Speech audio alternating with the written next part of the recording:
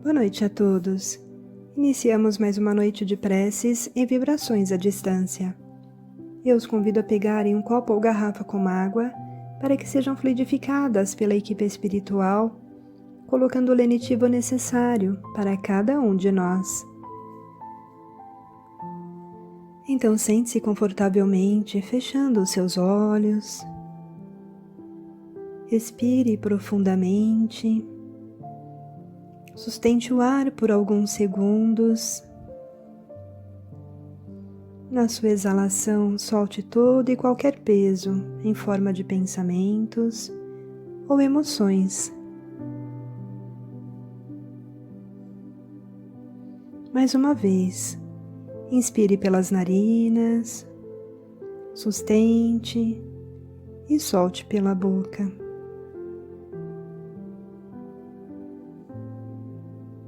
Concentre-se na sensação de alívio e leveza que a sua respiração lhe proporciona. Perceba como o simples gesto de respirar transforma rapidamente como você se sente. E assim mais tranquilos, vamos unindo os nossos pensamentos, buscando a sintonia com os nossos amigos espirituais, nossos mentores, nossos anjos de guarda. Vamos junto deles, com eles, buscar a figura do nosso Mestre Jesus, esse amigo de todas as horas, esse irmão mais velho que cuida de todos nós, com amor, com carinho, com dedicação. E vamos agradecer a oportunidade de estarmos mais um dia, aprendendo um pouco mais sobre os seus ensinamentos, sobre os seus exemplos, agradecendo a presença desse mestre amigo em nossos corações. Porque quando nós nos sintonizamos com ele, ele consegue penetrar a nossa alma, o nosso coração, abrandar as nossas emoções, tranquilizá-las, fortalecer a nossa fé e nos envolver amorosamente. Nós te agradecemos, Senhor, pela oportunidade de tê-lo conosco neste momento. Que nós possamos entregar o nosso coração em suas mãos, para que possa cuidar de nós, nos amparar com o teu zelo, com o teu carinho, com o teu amor. Agradecemos a Deus, nosso Pai, pois é Ele que nos concede todas essas oportunidades. É Ele que nos ofereceu esse amigo maior para nos cuidar. Obrigado, Senhor da vida, por todas essas benesses que o Senhor nos concede. Que assim seja, graças a Deus. No livro Vivendo a Doutrina Espírita, 4º volume, André Luiz faz comentários sobre o Livro dos Espíritos. Os acontecimentos da reencarnação são sintomas das dependências de outras vidas. Entre uma e outra existência corpórea, o espírito ganha conhecimentos e se prepara para testar as novas conquistas. O mundo espiritual é a escola, a reencarnação é o teste. Claro que a misericórdia divina lhe permite a reencarnação com a possibilidade de outras existências, para corrigir erros de outrora e adiantar a evolução rumo ao futuro. Contudo, não esqueça que a existência atual é a oportunidade que você tem agora. Deus criou os diferentes mundos para cada etapa da evolução, mas seu mundo interior, em qualquer etapa, em qualquer época, é criação sua. Ele pode ser bom ou não, feliz ou infeliz, iluminado ou escuro. Qualquer que seja o mundo em que você vive, coloque sempre a sua inteligência a serviço do bem. Ninguém atinge a perfeição com apenas uma vida no corpo. Contudo, dependendo do que você faça ou deixe de fazer, cada existência física pode significar o avanço ou a dificuldade em sua trajetória evolutiva. O corpo material é transitório, contudo é necessário ao espírito, pois você recebe lições de crescimento íntimo na dimensão espiritual, mas é no mundo físico que mostra-se o que realmente aprendeu. Então nós estamos aqui aplicando tudo aquilo que nós já aprendemos de outras existências e no mundo espiritual. Então cada vez que nós nos entristecemos ou nos revoltamos com as situações difíceis,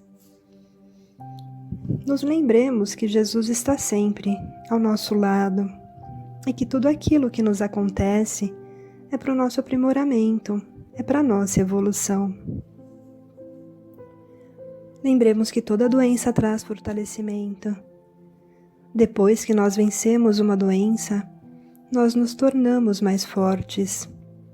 Então é assim, cada dificuldade que nós enfrentamos, nós nos tornamos mais confiantes, mais sábios, mais tranquilos daquilo que nós somos, da potencialidade que nós somos e que está aqui para nós. Nós temos que desenvolvermos em cada existência o que nos cabe vivenciar.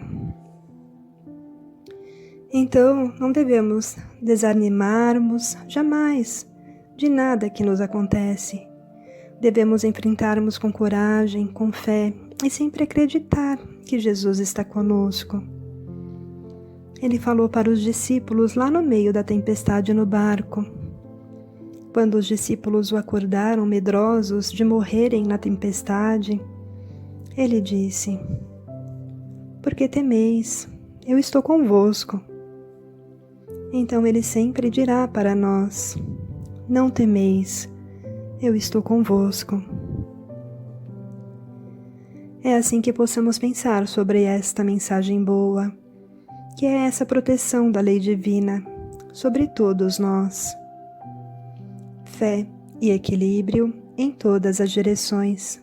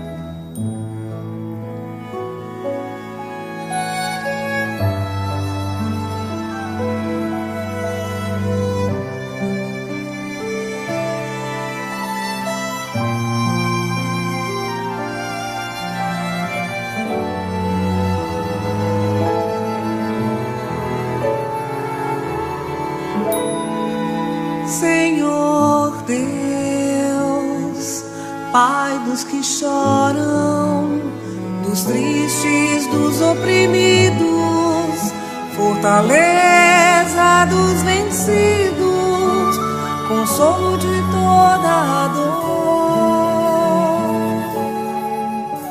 Embora a miséria amarga dos prantos de nosso erro, desse mundo de desterro, clamamos por vosso amor.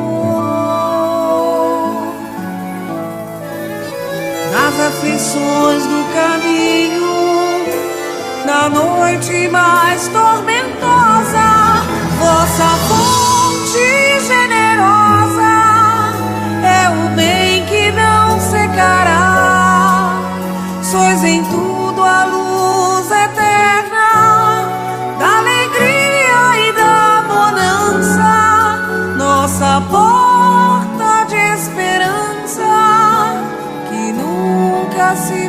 deixará.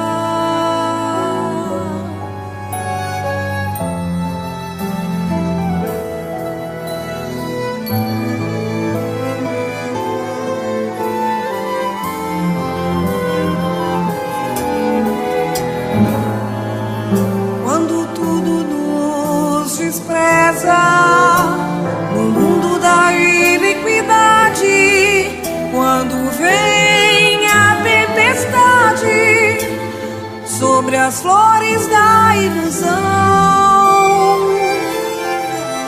ó Pai, sois a luz divina, o cântico da certeza, vencendo toda a aspereza, vencendo toda a aflição.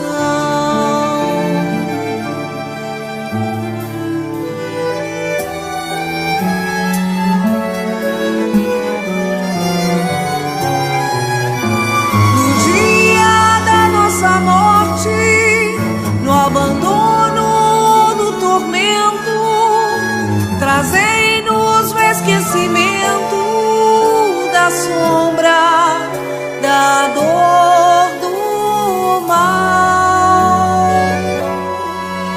Que nos últimos instantes sintamos a luz da vida, renovada e redimida na paz ditosa e imortal.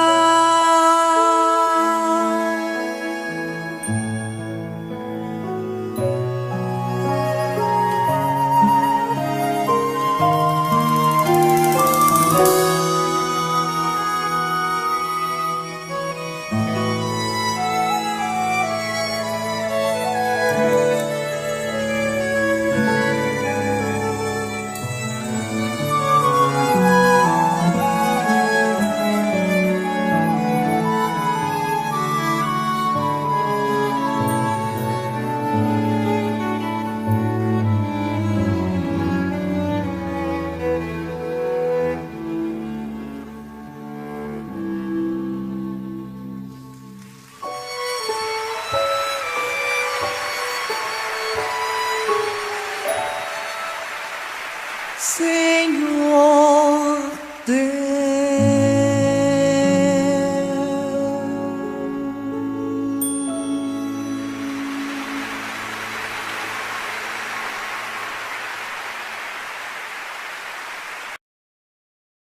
Conviver é uma arte. As pessoas cruzam por nossas vidas pedindo tolerância, paciência, respeito, tantos atributos que uma vida só parece pouco tempo para aprender. Viver em família, então, exige de nós ainda mais. Trabalho árduo para muitas vidas, mas sempre uma oportunidade valiosa para evoluir. Hoje o programa Transição vai tratar de convivência familiar.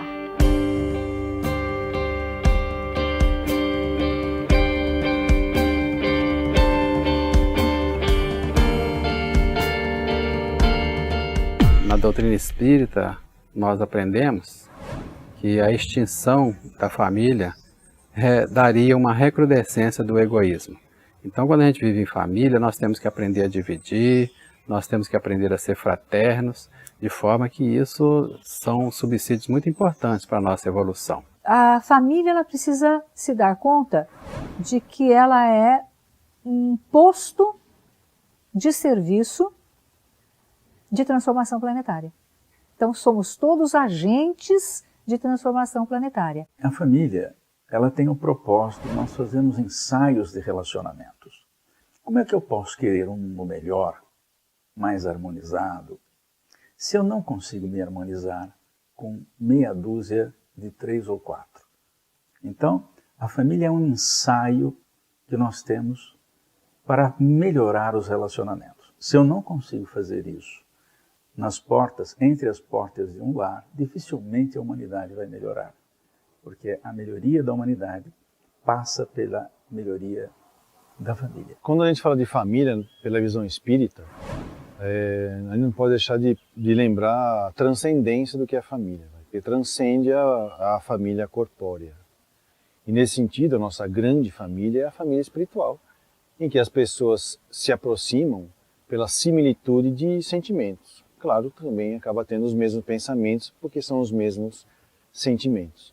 Nas encarnações também os grupos se buscam de acordo com as suas semelhanças de sentimentos e pensamentos. E às vezes sempre vem alguém que é muito diferente, ou muito diferente no sentido de para menos, para aprender, ou muito diferente para mais, para ensinar o grupo. No momento nós estamos presenciando novos formatos de família.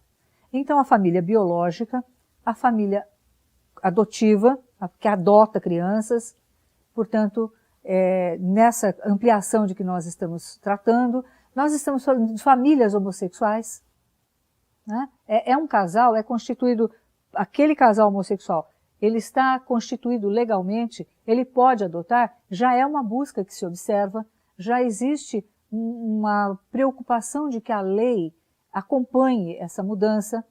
Nós estamos falando de casais que se separam e filhos que não são biológicos, mas são tratados amorosamente, são tratados carinhosamente dentro de uma relação paterna ou materna. Chico Xavier dizia que a família é um porto seguro no mar revolto das nossas existências. Essa convivência mais apertada entre paredes, isso às vezes oferece também um certo desgaste e a pessoa devidamente evangelizada vai saber perfeitamente sair-se bem nesta vida interpessoal de forma a atingir o objetivo da encarnação, que é a sua evolução.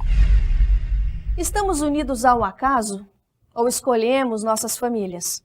Como explicar afinidades e dificuldades entre pais, filhos, irmãos? Bom, nós somos seres gregários, né? Então nós convivemos com interdependência. Nós não conseguimos viver sozinhos. Nós precisamos da relação interpessoal para o nosso crescimento. As causas da dificuldade na convivência familiar residem principalmente pelo fato de que, às vezes, a nossa família consanguínea não é necessariamente a nossa família espiritual, porque muitas vezes reencarnam na mesma família inimigos do passado, pessoas que tiveram um relacionamento mal alinhavado e renascem outra vez no mesmo núcleo familiar, a fim de que essas contendas sejam dirimidas. Então nós temos aí a grande oportunidade de rever posturas, rever comportamentos, aumentar a nossa paciência, a nossa tolerância.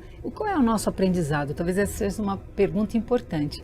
E a partir do nosso papel, e isso é muito importante, darmos esses passos de colaboração para a família, que é um grupo que tem a finalidade da evolução, como tudo neste planeta. Então o que acontece?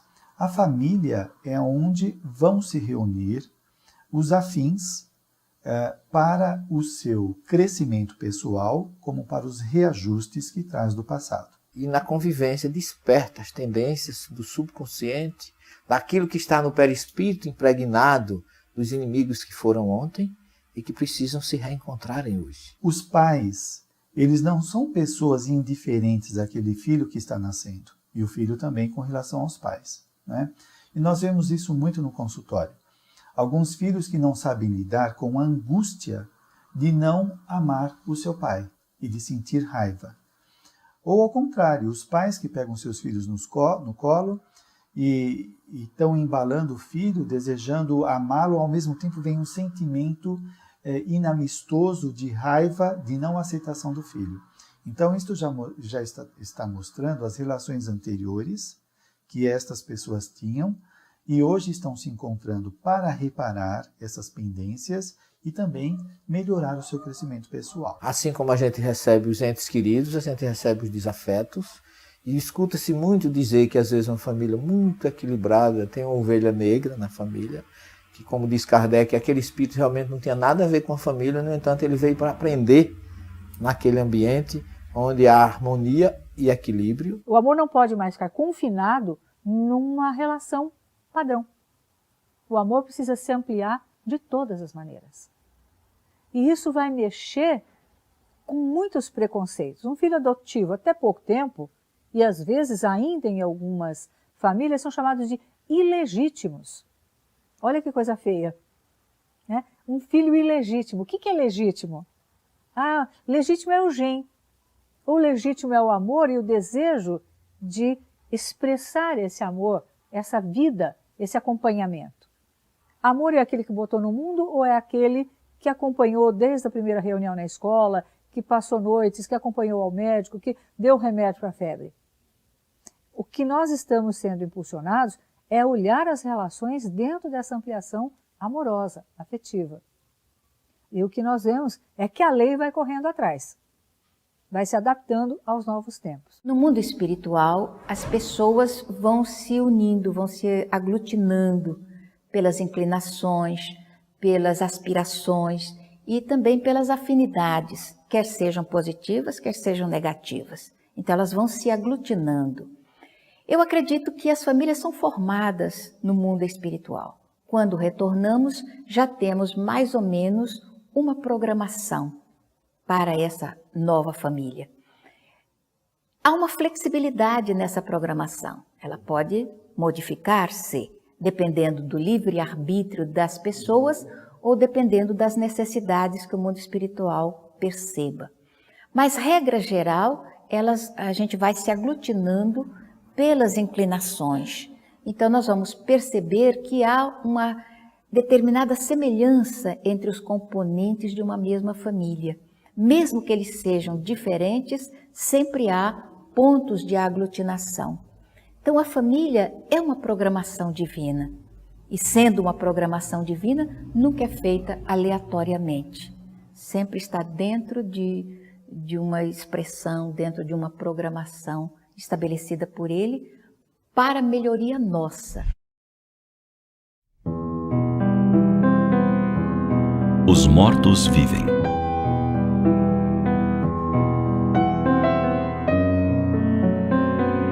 A comemoração dos mortos, hoje denominada Dia de Finados, tem origem na Gália Antiga, no território europeu. É comum no dia de hoje a intensa visitação aos túmulos e se observam cenas interessantes. Existem os que se sentam sobre os túmulos dos seus amados e ali passam o dia, para lhes fazer companhia, como se em verdade eles ali estivessem encerrados. Outros lhes levam comidas e bebidas para que se alimentem, como se o espírito disso necessitasse. Outros ainda gastam verdadeiras fortunas em flores raras e ornamentações vistosas. Decoram o túmulo como se devesse ser a morada do seu afeto. Tais procedimentos podem condicionar o espírito, se não for de categoria lúcida, consciente, mantendo-o ligado aos seus despojos, ao seu túmulo. Como cristãos, aprendemos com Jesus que a morte não existe. Assim, nossos mortos não estão mortos, nem dormem. Cumprem tarefas e distendem mãos auxiliadoras aos que permanecem no casulo carnal. Prosseguem no seu autoaprimoramento, construindo e reformulando o mundo íntimo na disciplina das emoções. E continuam a nos amar. A mudança de estado vibratório não os furta aos sentimentos doces, cultivados na etapa terrena. São pais e mães queridas, arrebatados pelo inesperado da desencarnação. Filhos, irmãos, esposos, seres amados. O vazio da saudade alugou as dependências de nosso coração e a angústia transferiu residência para as vizinhanças de nossa alma. É hora de nos curvarmos à majestade da lei divina e orarmos. A prece é perfume de flor que se eleva e funde abraços e beijos, a saudade e o amor. Para os nossos afetos que partiram para o mundo espiritual, a melhor conduta é a lembrança das suas virtudes, dos seus atos bons, dos momentos de alegria juntos vividos. A prece que lhes refrigera a alma e lhes fala dos nossos sentimentos. Não há necessidade de se ter dinheiro para honrar com fervor cristão os nossos mortos. Nem a absoluta necessidade de nossas presenças ao lado das suas tumbas. Eles não estão lá. Espíritos libertos vivem no mundo espiritual, tanto quanto estão ao nosso lado muitas vezes, nos dizendo da sua igual saudade e de seu amor.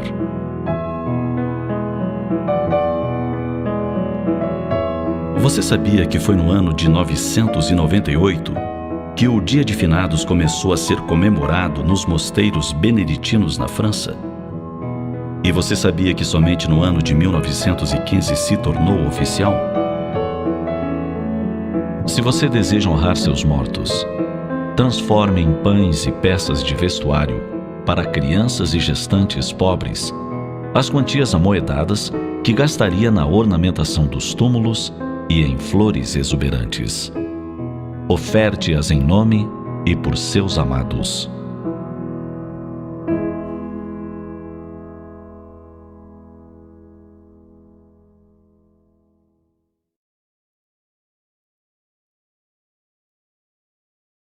Reflexão da semana do livro Endereços de Paz, escrito pelo médium Francisco Cândido Xavier, ditado pelo espírito André Luiz.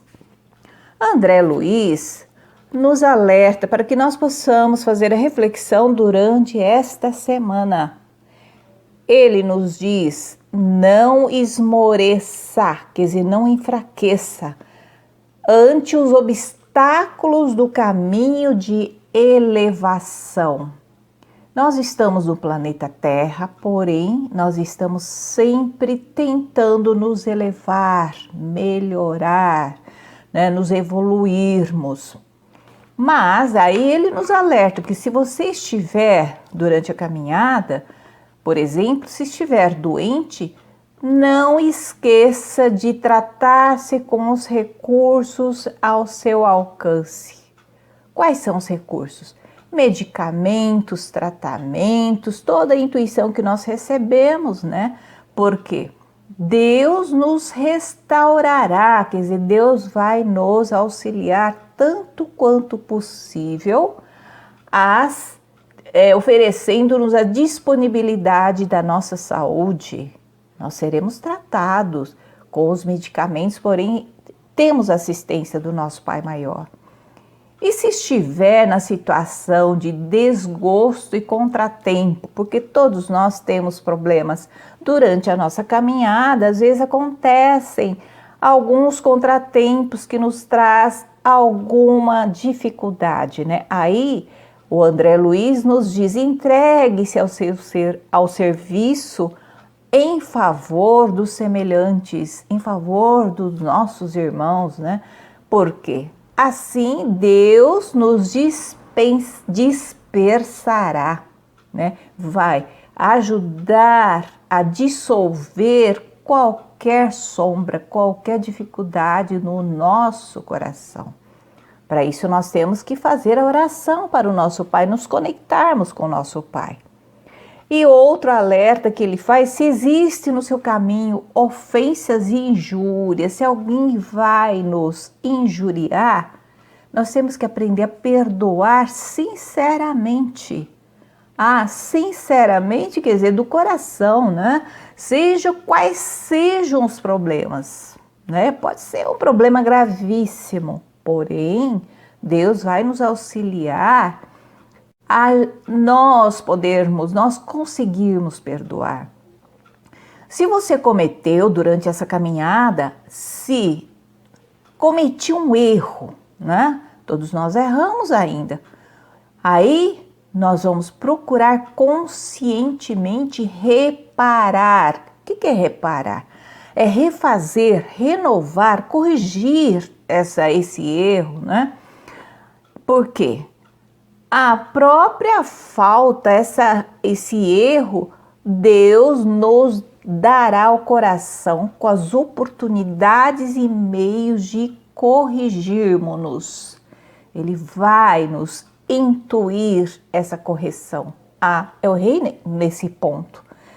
Será que eu posso melhorar? Sim, se nós estivermos conectados com o Pai, sim.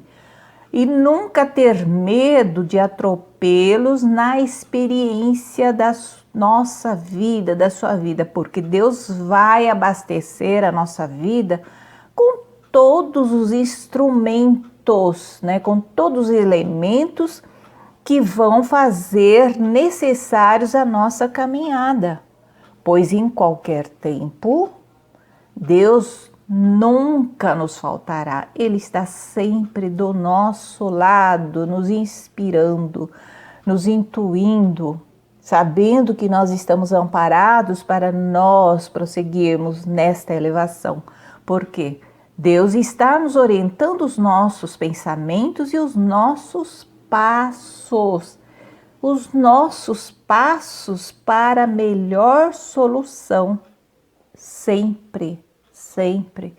Nunca esqueça, né, como o André Luiz nos direciona, nunca esqueçamos que o Pai Maior está sempre conosco. Assim vamos dizendo fé e equilíbrio em todas as direções.